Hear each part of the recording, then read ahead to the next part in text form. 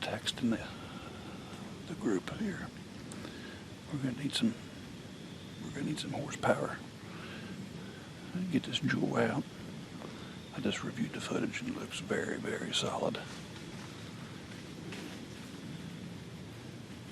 I've had some struggles this year. I've been on some really good deer and just haven't closed the deal. I bounced one off of my number one's back early in the season, and then I turned right around and did the same thing with my number two deer, both of which survived. So I just went with a complete reboot. Sold my bow, picked up a new one. Went and saw Eddie Webb there at Real Deal Outdoors in Salt Rock, West Virginia, and I said, Eddie, I need a complete reboot. Get rid of the Matthews that I had, and I moved to an Elite Encore. I've had it all for about 2 days. I put a few arrows downrange at the house. Come sit here in my favorite spot this evening.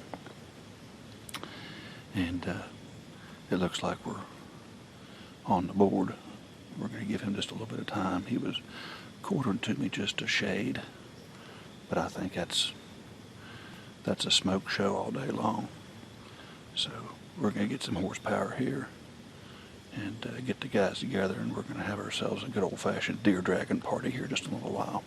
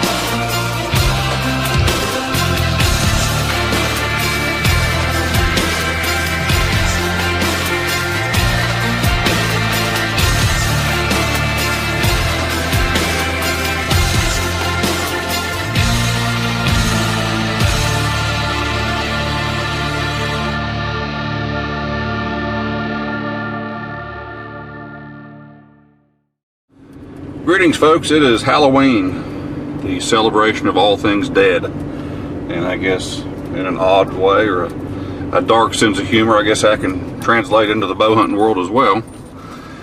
It's been a good year, but it's not been a great year. What I mean by that is we've had a lot of good encounters.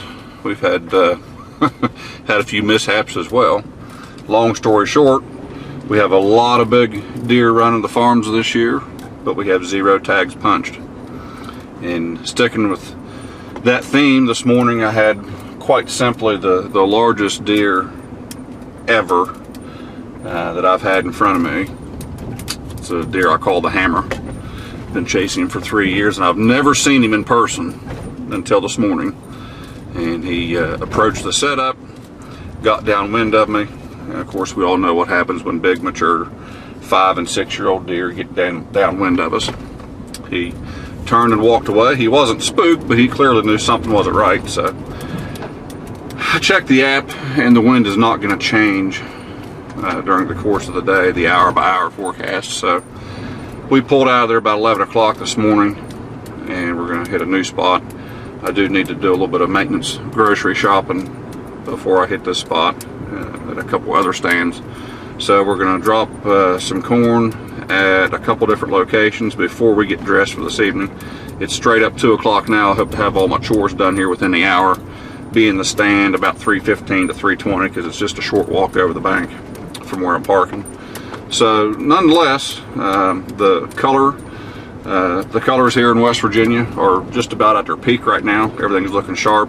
Lots of red and gold this year, so we're going to enjoy this evening, where we're going to set is the infamous honey hole, and it's very colorful this time of year as well. So regardless of whether we get to pull a trigger on the bow this evening, doesn't really matter at this point, because it is a pretty time of year. It's my favorite time of the year, and as we are kicking off the whitetail rut here in West Virginia with the signature Halloween holiday, we're about ready to let her rip, so stand by.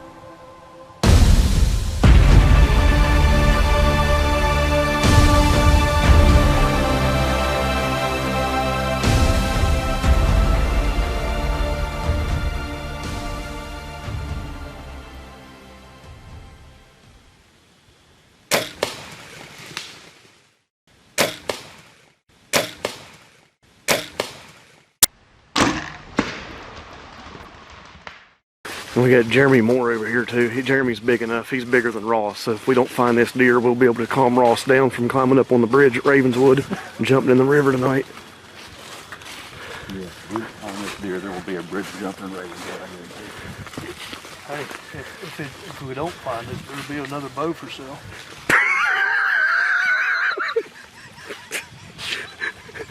Yeah. I'd say I could get a pretty penny out of my Raven crossbow if we don't find this deer tonight.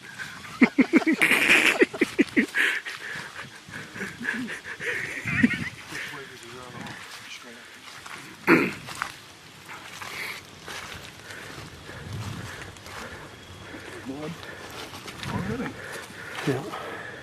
They're a little matter. A little bit of protein there on that leaf. Yeah. Blood on impact. That's damn near impact. You say he went out this road here.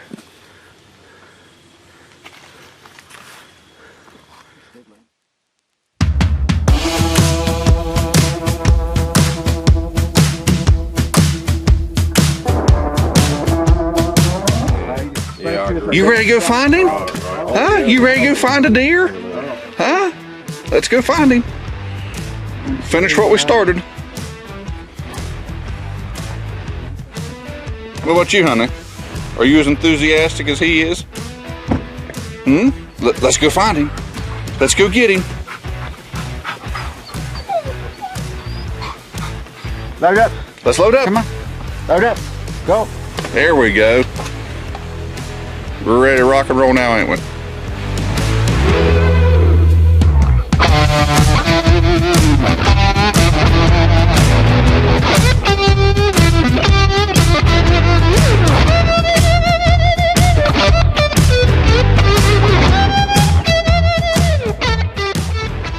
You got it? They jump it.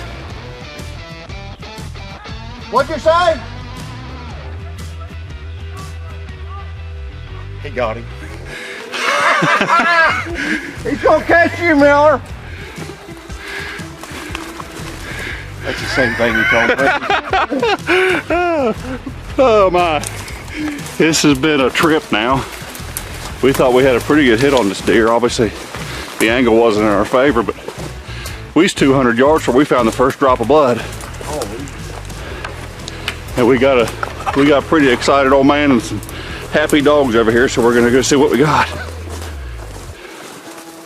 He couldn't have picked a worse spot to run. This old overgrown clear cut, nasty. Yeah. First bed, I'd say that's where he was at. I told you I thought I got a whiff and then the wind changed. Oh, ain't no doubt wrong without. Look here. Look at all the junk. Look here. Come on. I'd take you to the house. Oh, Jack, I'd like to love you. All right, guys, we're 400 yards into this, and we finally struck pay dirt. We got Jack and Lacey here with us, and Ron Miller, and I think I found me a couple new friends. But boys, I'm not very experienced in the dog tracking world, but I'd have to think this was a little tougher than average, Ron. Yeah, it seems like every track I've been on recently has been tough. You know, this is a deer that came in last night, and he was quartering to me, and I knew better, but at the same time, Shot was good. It was. It hit right where I wanted, and I felt confident in my setup. I've had some struggles this year. You know, Ron and I talked a little bit about it, and I had, I just had two unfortunate deals. So I hit the reboot button and went and got a new bow, new sight, and everything completely new, reprogrammed, and went and sat in my favorite spot in the honey hole. And I told the boys, I said, the first 4-year-old that walks through is going to have a bad day. Yeah. You know, I wasn't picky or choosy, just, you know, I knew there was 2 or 3 different 4-year-old deer in here, and he showed up and read the script and did everything right. But, you know, given the circumstances and the angle, I felt good about the air placement. We went, what, 300 yards before we found the first drop of blood. We didn't find any blood. The dog seemed to struggle, and then Brian found some blood and found a spot of blood, and once they found the blood, Jack was on it like stink on dog turd. Yep, I mean, it was all over but I the crime. could see pulling some hair out of it. And that's the thing, is the ability to read your dog. It's just kind of like no different than a coon hound or a bloodhound or a law enforcement's canine. The ability to read your dog and understand their language. But, come here, baby. He's going to do a little better than what I thought. He's got some pretty neat character. Come here, baby. Double split brow tines. Come on. You got some junk down here. There's 3 or 4 there that's going to measure an inch. Yep. So I don't know. I can't be more thankful. You learn something new every day you're in the woods. Yeah, it's a good deer. It's a good deer. Thank you kindly, my friend. Welcome. Glad we found them. Good stuff, and got me a couple new companions here. I don't know if you're going to make it back home with them or not. I might put them in the truck with me.